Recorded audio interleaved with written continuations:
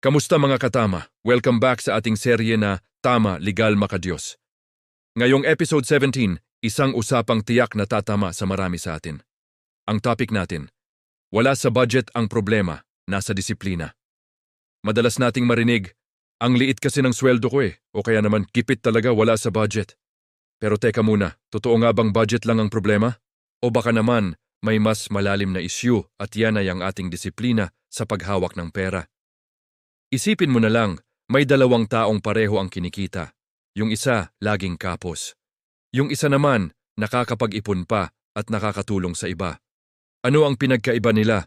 Hindi ang income, kundi ang kanilang financial habits o yung disiplina nila sa pera. Ang Biblia mismo ay may sinasabi tungkol dito. Sa Proverbs 21:20 sinasabi, "Sa tahanan ng matalino ay may kayamanang nakatago at langis, ngunit nilulustay ng mangmang ang lahat ng sa kanya." Malinaw, hindi ba?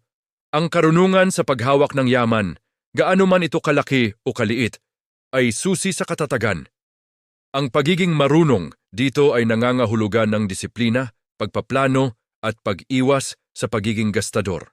Subukan nating i-apply ito sa ating pang-araw-araw na buhay.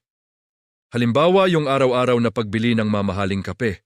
Kung iisipin mo, maliit na halaga lang yon.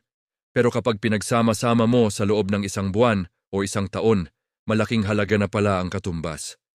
Ganon din sa mga sale at mga promo. Nabigla na lang nating pinapatulan kahit hindi naman talaga kailangan. Ito yung mga maliliit na butas na unti-unting lumulunod sa ating pinansyal na bangka. Ang unang hakbang para magkaroon ng disiplina ay ang pagkilala sa ating mga gastusin.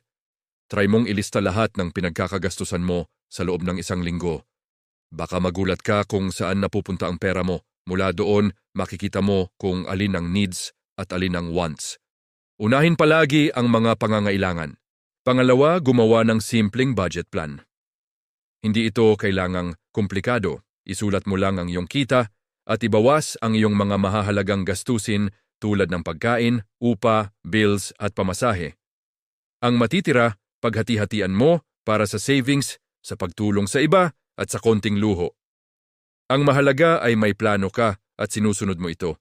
At pangatlo, at ito ang pinakamahalaga, manalangin para sa disiplina. Ang pagpipigil sa sarili o self-control ay isang bunga ng Espiritu Santo.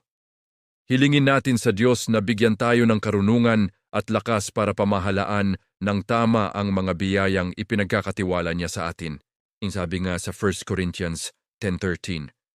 Tutulungan tayo ng Diyos sa bawat tukso, kasama na ang tukso ng maling paggastos, at bibigyan niya tayo ng paraan para makayanan ito. Hindi masamang maghangad ng mas magandang buhay. Pero tandaan natin na ang tunay na kalayaan sa pananalapi ay hindi nagsisimula sa malaking sahod, kundi sa disiplinadong puso.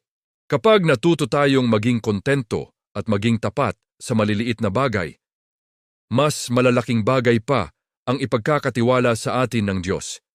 Hindi budget ang problema, kapatid.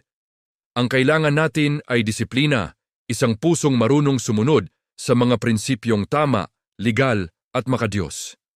Sana ay may napulot kayong aral sa episode natin ngayon.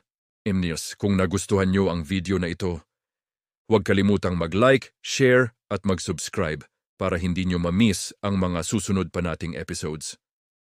Maraming salamat sa panonood at hanggang sa muli,